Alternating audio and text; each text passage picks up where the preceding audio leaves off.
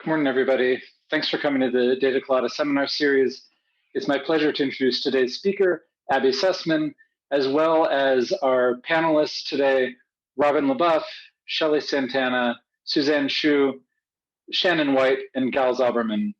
In addition, we'll be joined today by Joe Simmons and Yuri Simonson, who will be part of the panel as well. If you have any questions or comments during the seminar, you can submit them through the Q&A function at the bottom of your screen. Those questions will be read by all of us, presumably except for Abby, who will be speaking, but most notably by Shannon, her co-author, who can occasionally offer answers through that function or voice those questions to Abby directly. So those are the basics. So Abby, the floor is yours. Looking forward to your talk. Great, thank you so much. Let me just, can everybody see my slides? Awesome, okay.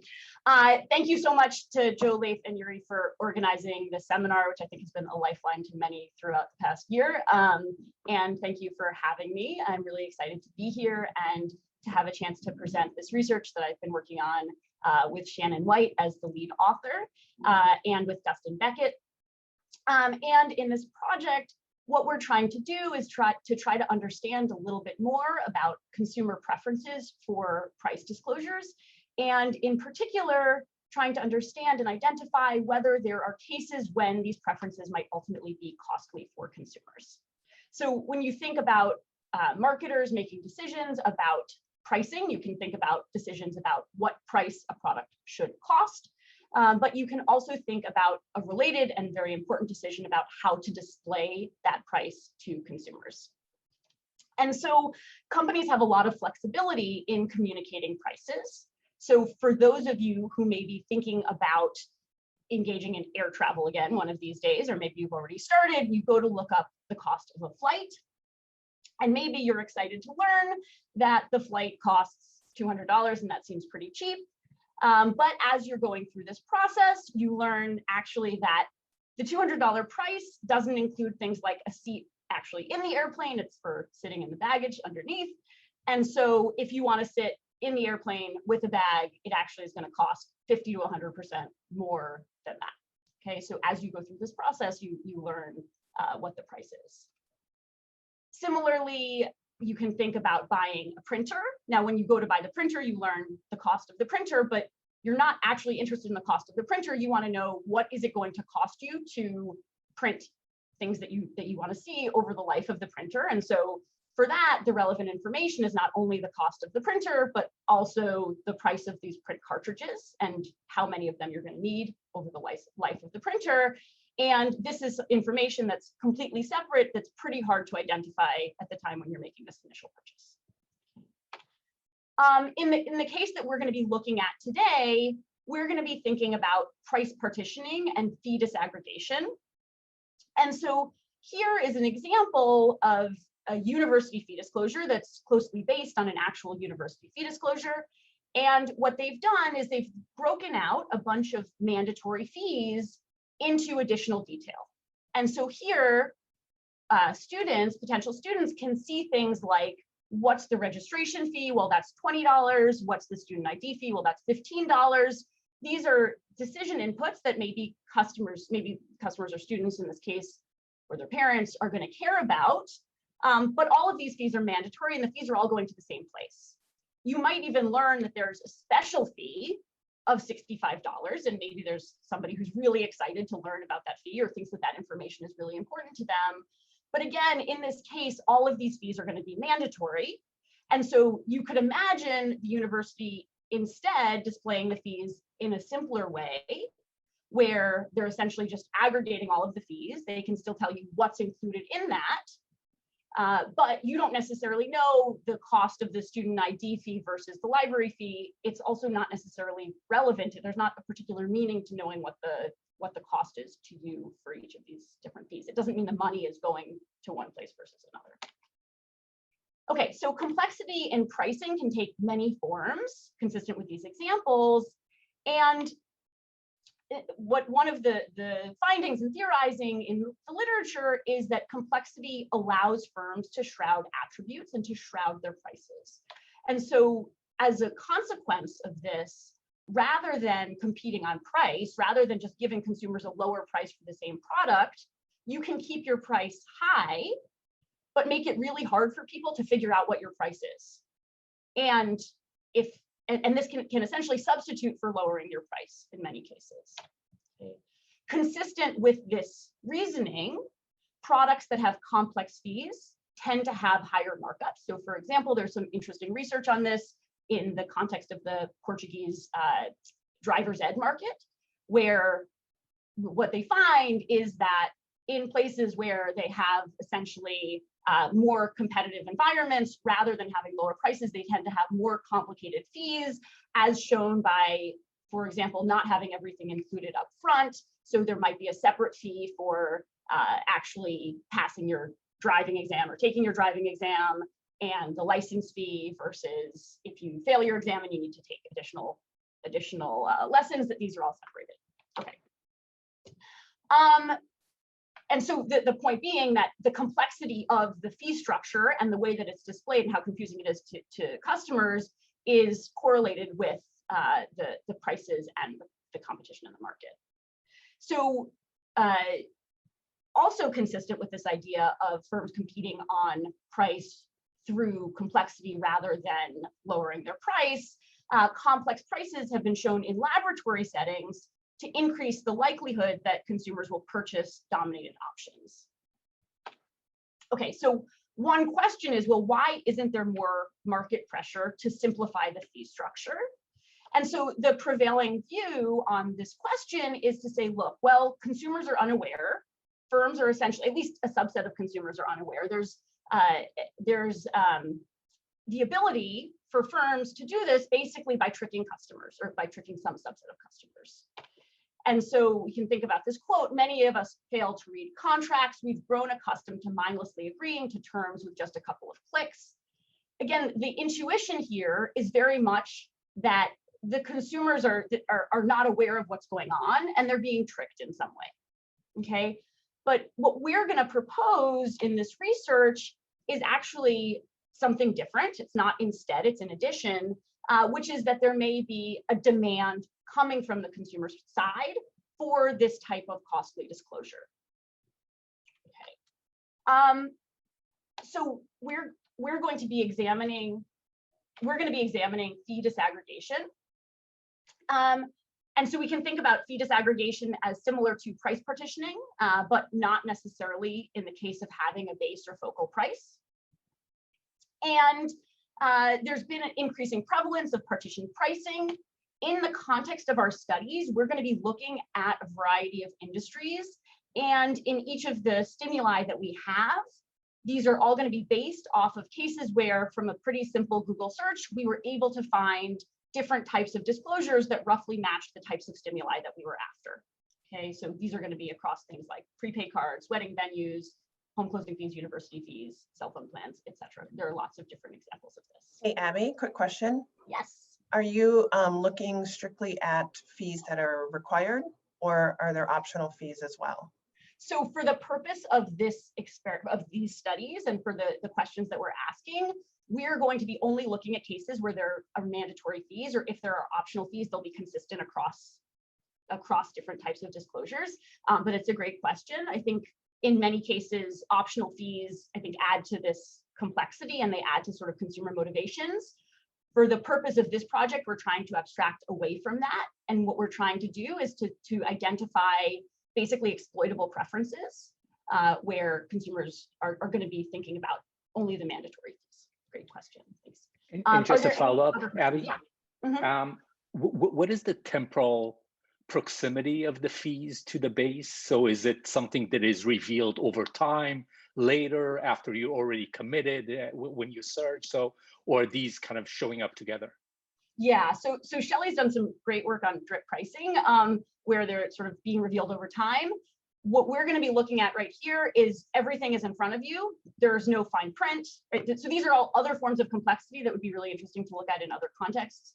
Right now, we're just looking at cases where everything is in front of you, nothing is hidden, nothing is sort of in tiny print at the bottom. It's just all going to be right there for you. So this is, you can think about this as being most similar to studies of partition pricing.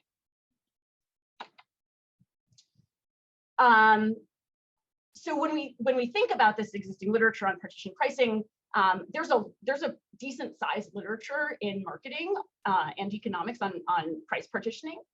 And basically what this literature finds is mixed evidence in terms of how much people like it. So traditionally in this literature, the types of outcomes that are examined include things like purchase intentions, price satisfaction, and attitudes.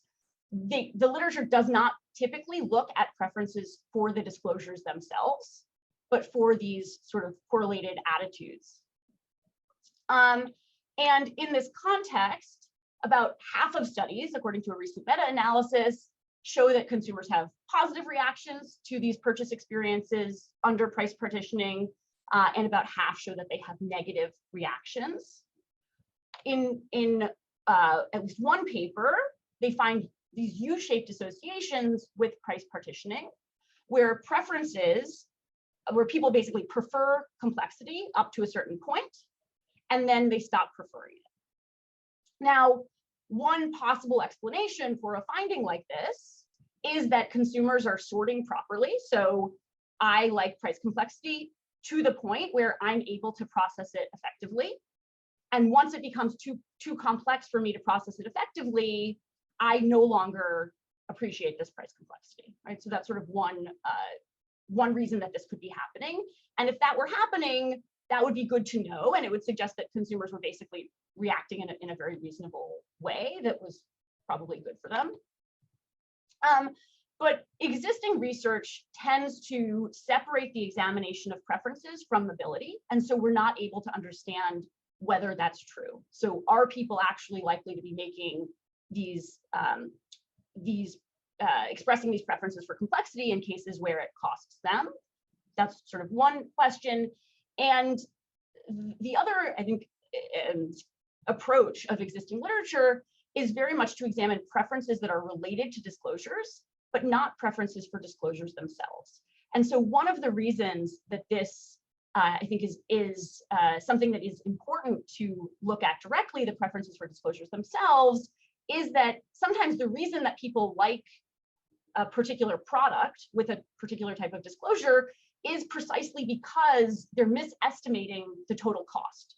So if I have a positive purchase attitude because I think that the more complicated disclosure was associated with a product that had a lower price, then maybe from the company's perspective, that's great because they got you to buy something that you feel good about with a more complicated disclosure and they were able to charge you more. But from the regulator's perspective, or from more broadly from a consumer well-being perspective, it's important to understand what the preferences for disclosures are directly in cases where they don't directly map onto attitudes, and more generally in cases where the preference might even be coming from a specific inability to process what the prices are.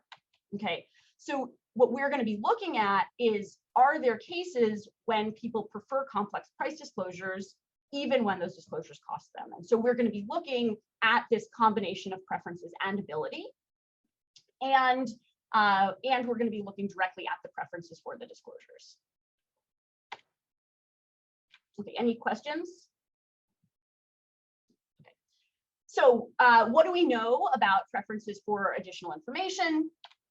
So consumers tend to trust companies that disclose additional information about themselves or their products.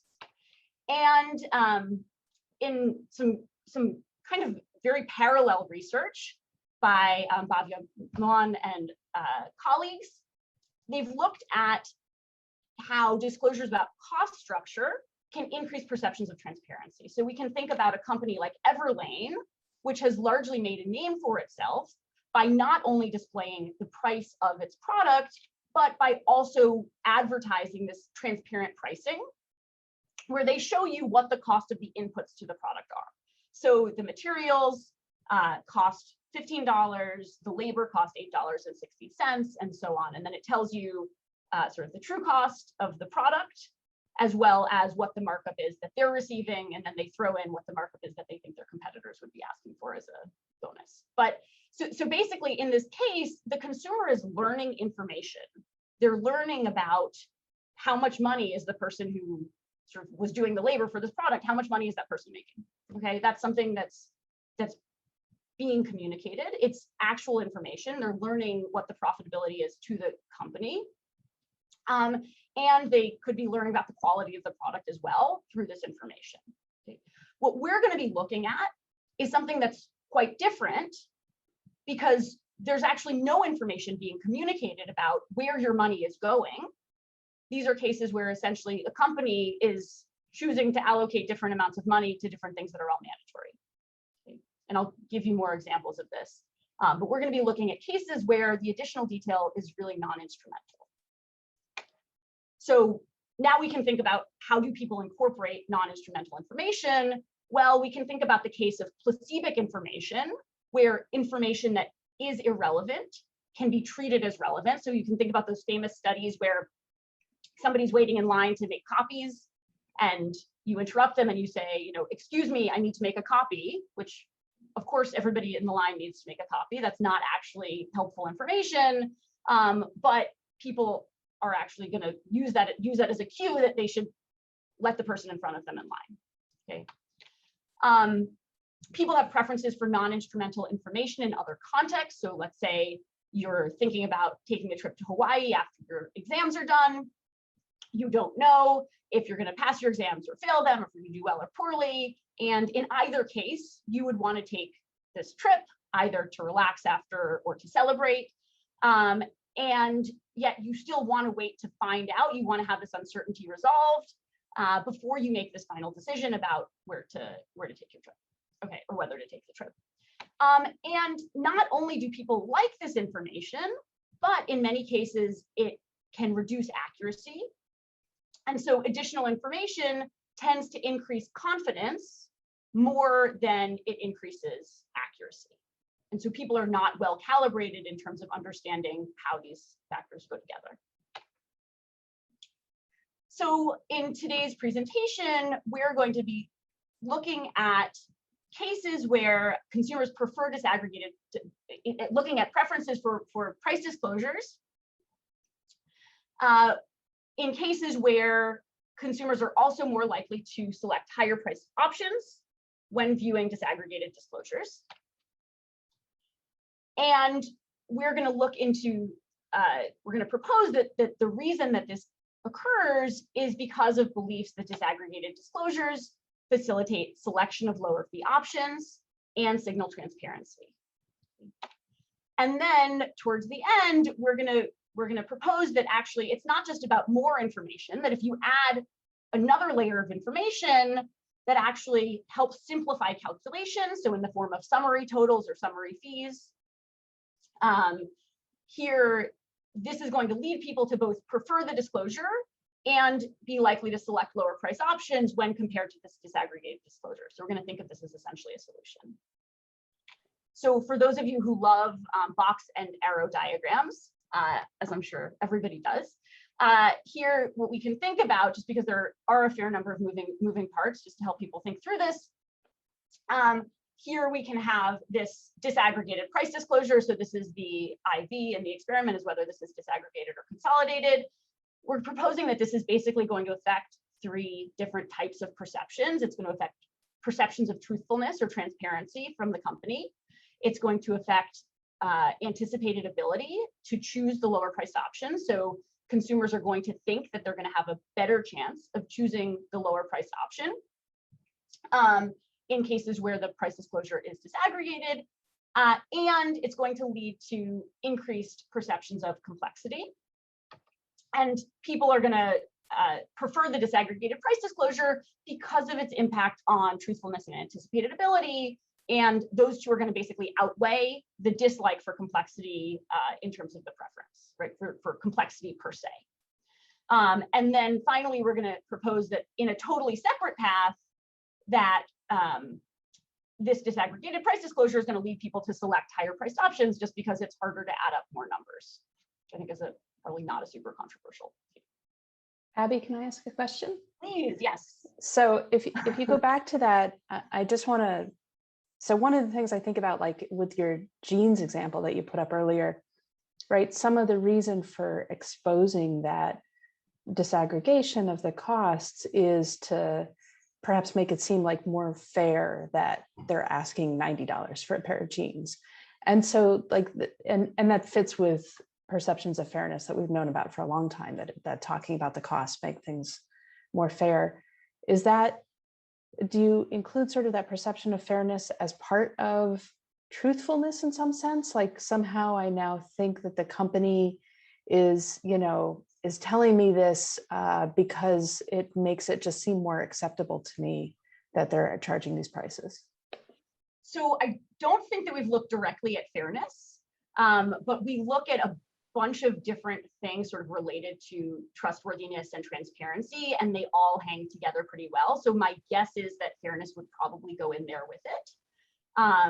And so I think that that's worthwhile to look at directly, but my guess is that it's a similar concept. But I totally agree with you that that's, again, in terms of perceptions, I think that that's very much part of it. I think that people are really mapping on a lot of the beliefs about something like telling people about costs, costs meaning the company's costs, to this additional detail, which is pretty much fabricated, or at least we can create situations in the lab where it's totally fabricated and they know it's totally fabricated, and people are not sufficiently sensitive to that, or they're not very sensitive to that at all. So I'll get to that in a later study.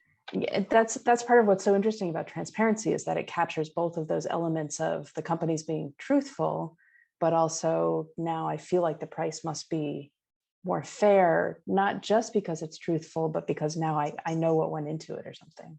Mm-hmm. Exactly. Abby, do you care at all about the nature of the disaggregation? So is it, is it an athletic fee, or, environmental fee, or any other fee versus a fee because I want to smoke cigars? Yeah, so that's a great question, is sort of, do people have preferences over these sorts of sub prices?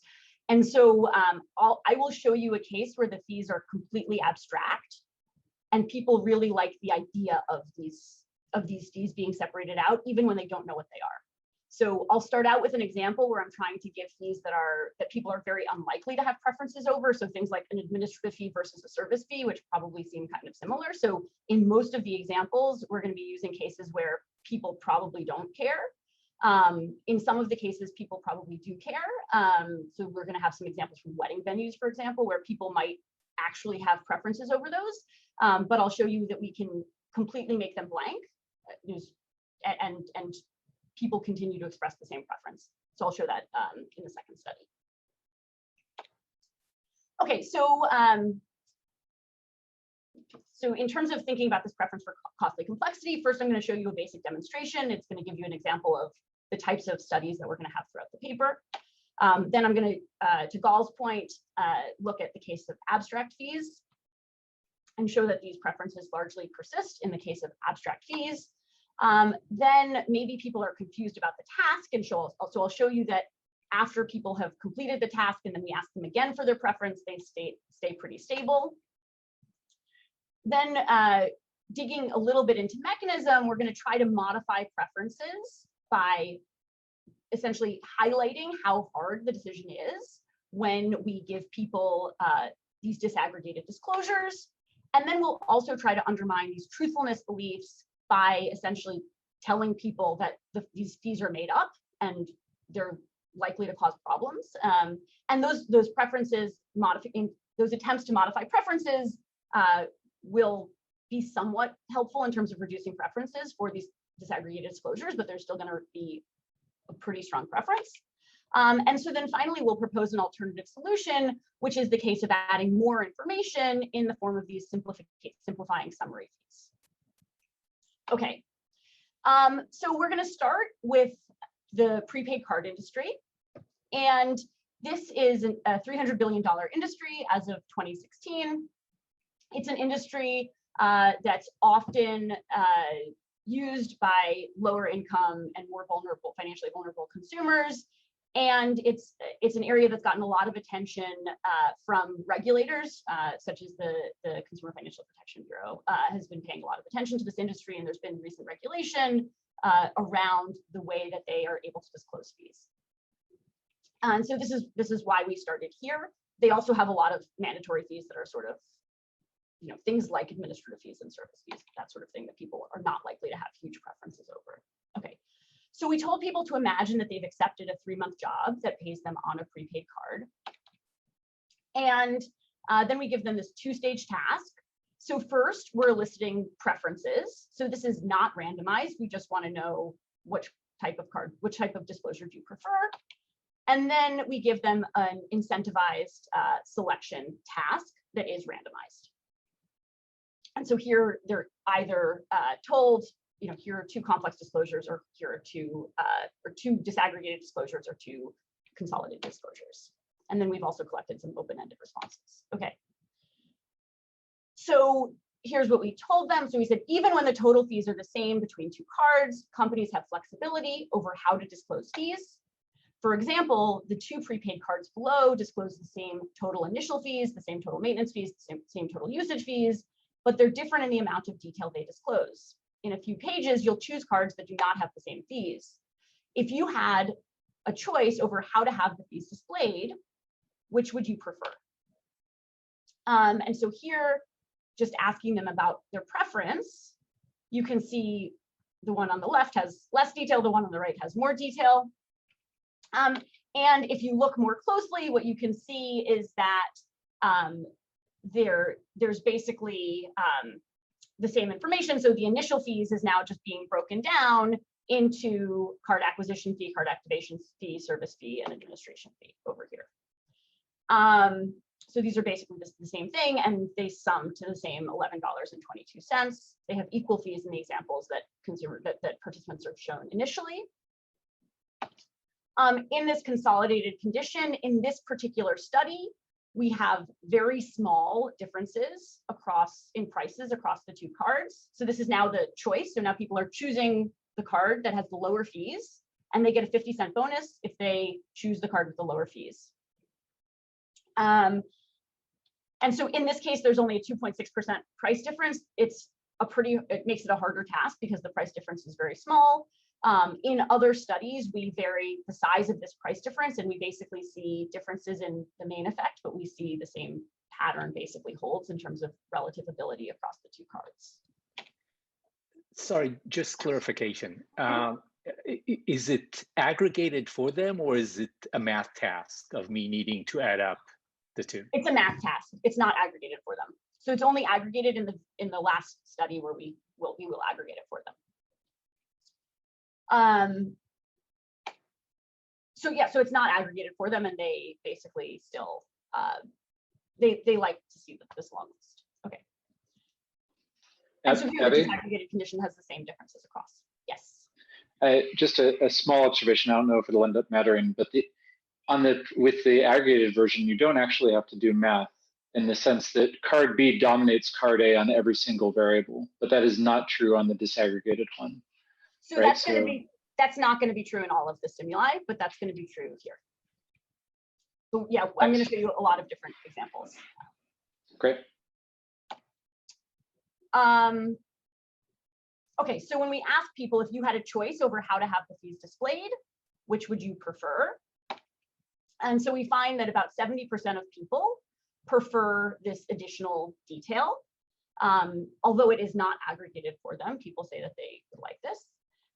So this is a lot more than 50%. So we would say, we would argue that really any substantial number of people choosing this disaggregated condition is a little bit surprising, given the fact that their job is to pick the lower price card, and it's it seems like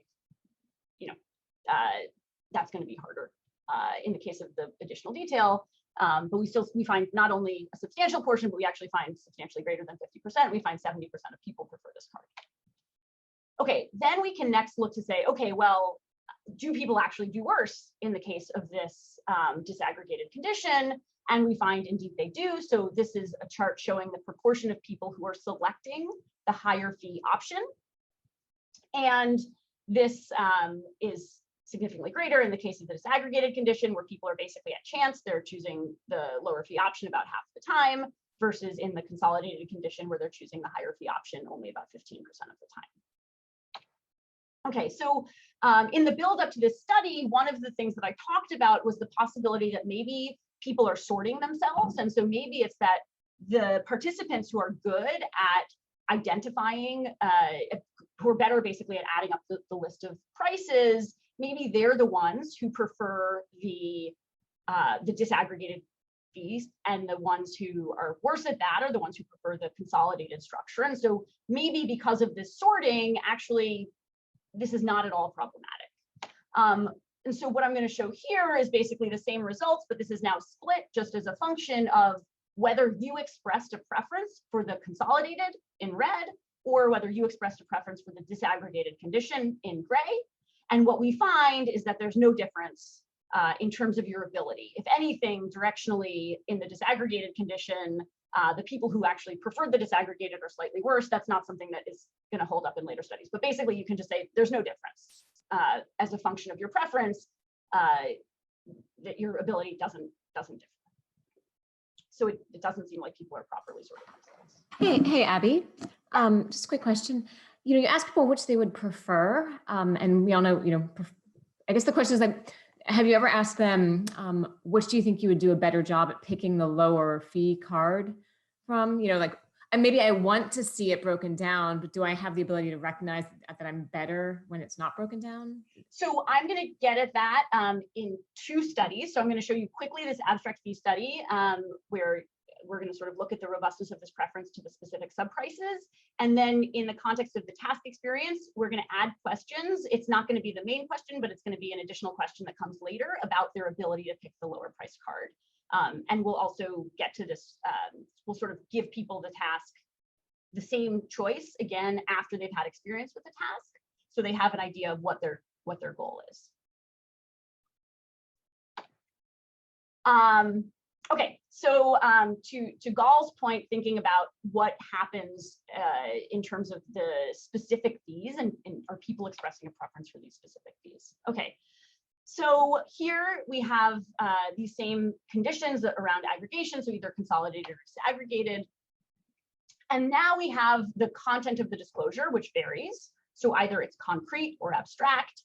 And then we give people comprehension checks. So we didn't have those in the first study, but now we have added comprehension checks, I think, in all of the other studies that I'm presenting, where we're basically telling people, price and quality are not related to each other, and a few other just sort of questions, making sure that they understand the task and they understand that they're not sort of selecting based on some unobservable quality.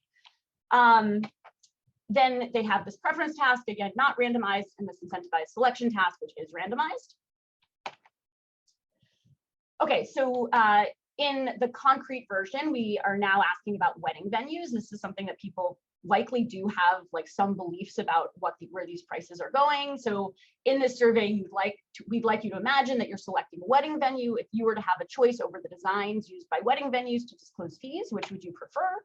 And here they're given this basic package, which which lists all of these fees. And then in the case of the consolidated disclosure, all of the same fees are listed here, and they're summed. They're just not separated out. And then in the case of the abstract fees, here we just told people in this survey, we'd like you to imagine that you're purchasing a product that involves numerous fees. If you were to have a choice over the designs, which would you prefer? And here they're just told fee category A and fee category B. And they're given, and either they're given this list or they're just told it's the sum of these other fees. And so there's no real ability to have a preference over which fee is sort of attached to which particular cost. Abby, how clear is it made to them that these would never be negotiable? Like, you can't just walk in and argue some of these fees. Yeah, so that's pretty clear in the instructions and in the manipulation, in the not manipulation check, in the questions, the comprehension questions, that all of the fees are mandatory is very explicit. So intellectually people understand that. Now, does that mean that people aren't like in some corner of their mind feeling like maybe I could have better control over the fees if I see what they are? Like that might be part of what's going on, is that people have this sort of passive belief, but it's very clearly stated in the instructions, and in order to take this, they also say that they know that everything is mandatory. And so basically we find almost the same results, irrespective of whether these fees are displayed in concrete terms or abstract terms. So in both of these cases, we see significantly greater than 50% of people preferring this disaggregated disclosure. And we see some like hint of a decrease in preference for this in the abstract case. It's not significant. If it were powered up, like that might be a significant difference, but it's clearly not explaining most of the finding, in the sense that we still have a huge number of people who are preferring this, this disaggregated disclosure, even when the fees are abstract. And then we see the same patterns in terms of selection. So in both cases, people are more likely to select the higher fee card in the disaggregated condition versus the consolidated condition, irrespective of whether they're concrete or abstract. And I don't split it out here by choice, but preferences were not significantly related to performance, and we can look at that correlation. I'm not going to split it out, but that's going to be always true for the rest of the studies that I'm going to show. Okay, and so here we're going to look a little bit at task experience. And so this is intended as a robustness check in terms of, to Robin's point, like just making sure that people really understand what the task is and what question they're trying to answer and what their preference is supposed to be about. And so here we're going to give people this repeated preference solicitation to allow for learning about the task. We're going to test for calibration of ability. And so we're going to be trying to understand how well people think that they're doing on this task as a function of the different disclosure types. And then we're also going to shift. We're going to use a university lab sample instead of an online sample. And we're going to try to present a context that they're a little bit more familiar with, or potentially likely to be familiar with, in the form of university tuition and fee stimuli. Okay, so these stimuli are modeled off of a real, this is the real one. This is not our stimuli from a university website. So we simplified it quite a bit in terms of our stimuli. And then for the disaggregated condition, and then for the simple for the consolidated condition, we simplified it even further. And so this is a case where, you know, all of these fees are mandatory, and so we're able to consolidate them a lot. Okay, so here we have these same consolidated disaggregated conditions. Here we have the instructions and comprehension test. Then we have this preference task, which is not randomized. Then we have an open-ended explanation of what people are doing, and perception questions around trust and transparency and ability. I'll detail those questions on the next slide. Then we have an incentivized selection task, which is randomized. After the selection task, they're asked how well they think they did on the task, along with a repetition of these perception questions. And then they're given this preference task again. Okay.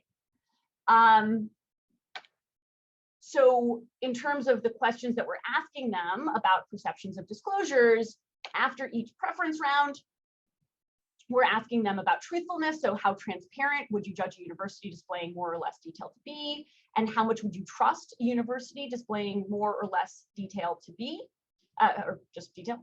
And then anticipated ability. And so this is to Robin's point.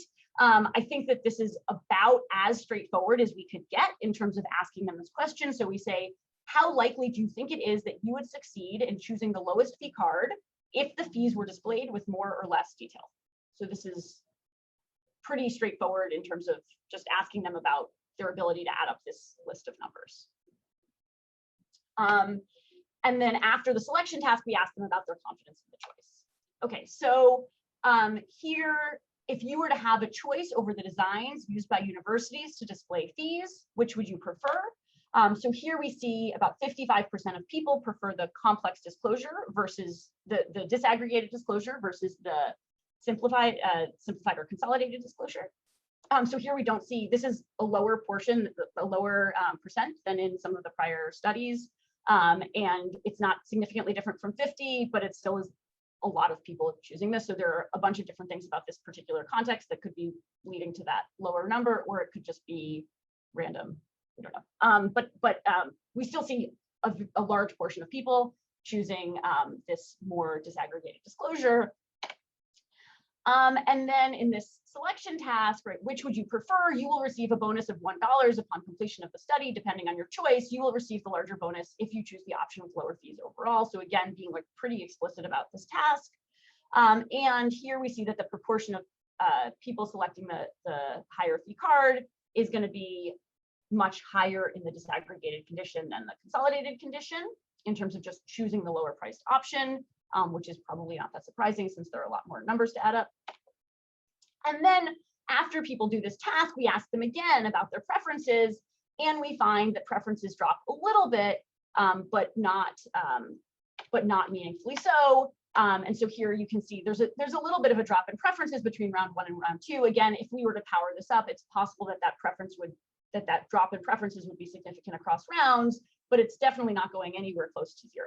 Right? There's still is about 50% of people who are choosing the more complex, this disaggregated disclosure in the second round after they've already performed the task and seen what it was like to try to choose the lower fee card. Okay. Did they get feedback? Sorry. They did not get feedback, but they were able to do so. I think this answers the question. We decided not to give feedback because in real life, you're not getting feedback in terms of if you make a choice for a particular product, you don't later learn that that was the higher or lower priced product. But in this case, what we're getting at is making sure that they understood what the task was and making sure that they also had experience doing the task. So on the feedback point, one of the things that we're interested in is what was their perception of how well they did in the absence of feedback.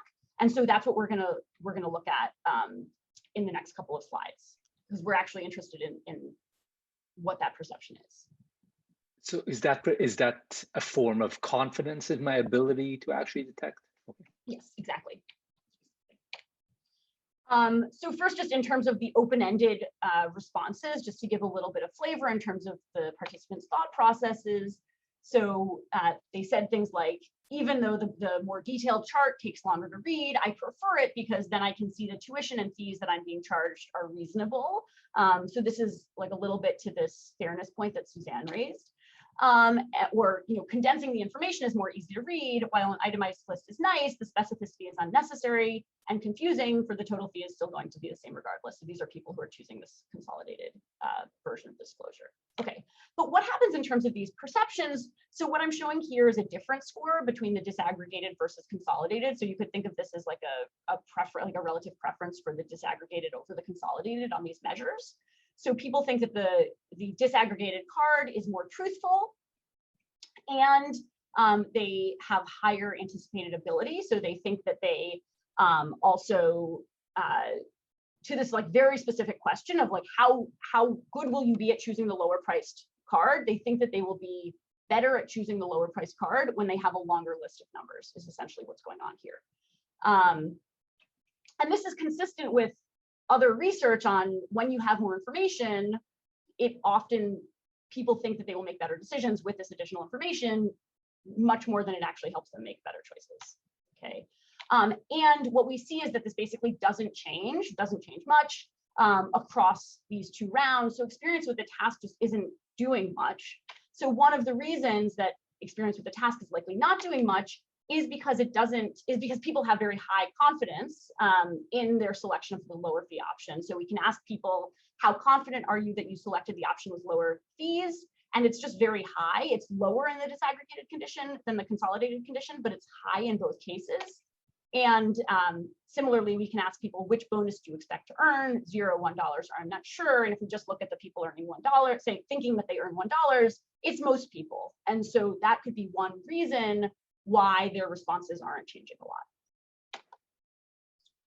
Okay, so next we're going to try to dig into these two different levers. So thinking about adjusting this confidence lever and adjusting also these perceptions around truthfulness and transparency. And we're also going to look at the role of disaggregation amount. So maybe once you have enough disaggregation, people realize that it's going to be hard and they stop liking it. Okay. And so this is basically the same as the earlier studies. So comprehension checks, this preference task, and we measure perceptions of disclosures, and we have this incentivized selection task. Oops. We're going to be looking at home closing fees and wedding venues in this case. And this is now going to be a 2x2 design. So we're going to have 2 different levels of disaggregation. So we're going to have high versus low or medium versus low. And then to make salient how difficult this task is, we're going to either have calculation details present or not. So I'll show you what these are in a second. So the disaggregation condition, this is the medium versus low, and this is the high versus low. So in the medium versus low, there are a list of 6 numbers to add up, versus in the high, there's a list of about 40 numbers to add up. And in the low, there's basically just 2 numbers to add up in both cases. And so the calculation details and the control, we just basically ask people, which one would you choose? In the calculation details condition, we list the numbers that everybody is going to need to add up explicitly. So we say, to find the total price with the more detailed price disclosure, you need to add up all 40 fees.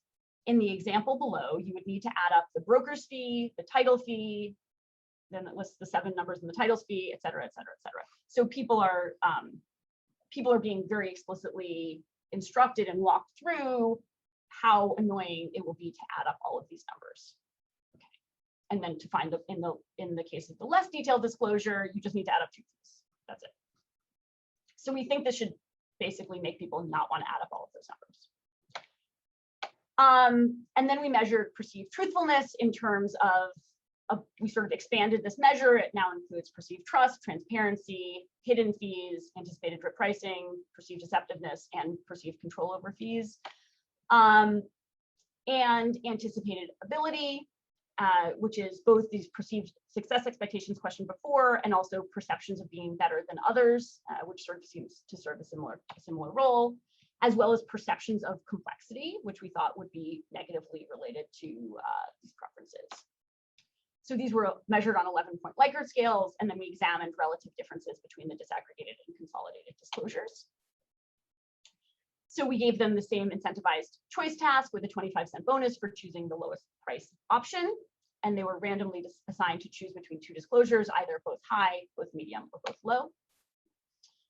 And what we find in the high versus low disaggregation condition is exactly what we would expect, where in the control condition, people express a strong preference for disaggregation, and this drops meaningfully in the case where we walk them through these calculation details.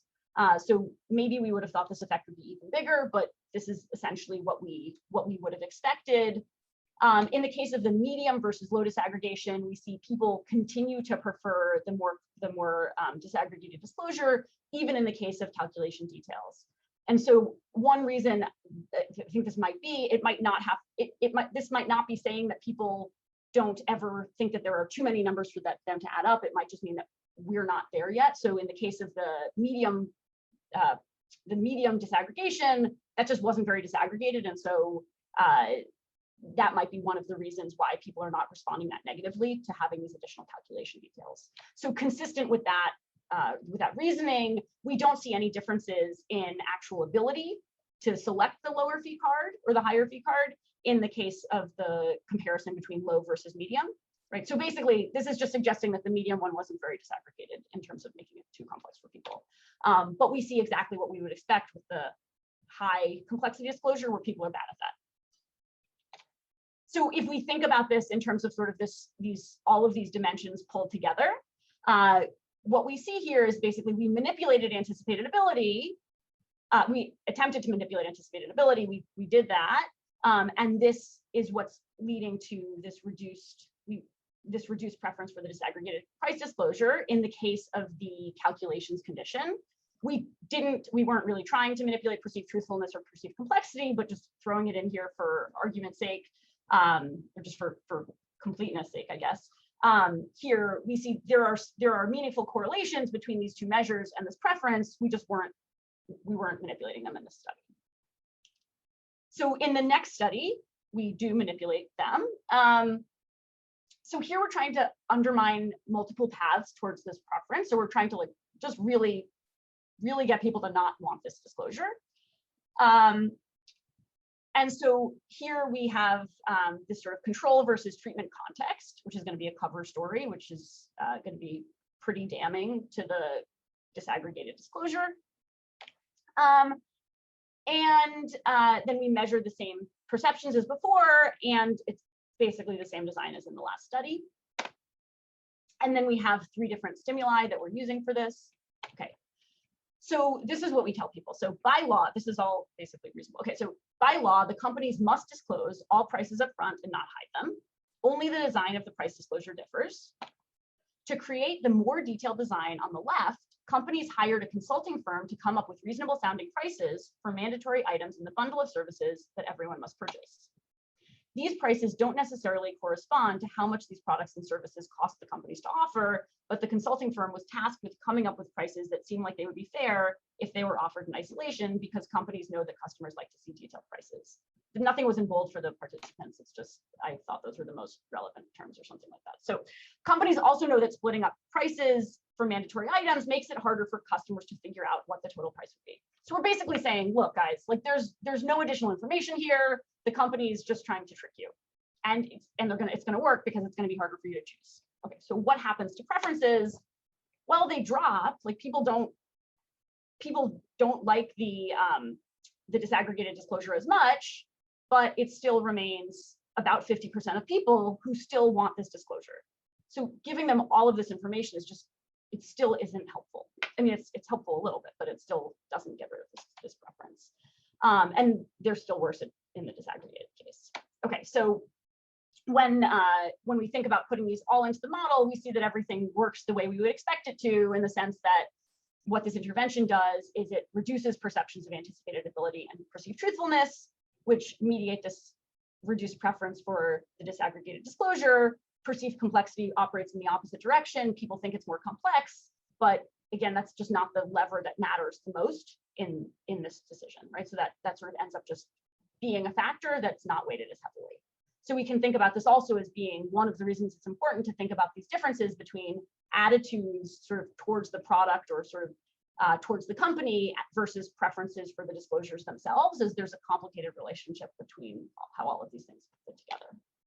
Okay, so in the last just couple of minutes that we have, sort of throw out there this solution, which is essentially having these aggregate summary totals, because we know that people don't like it when you only have the summary totals.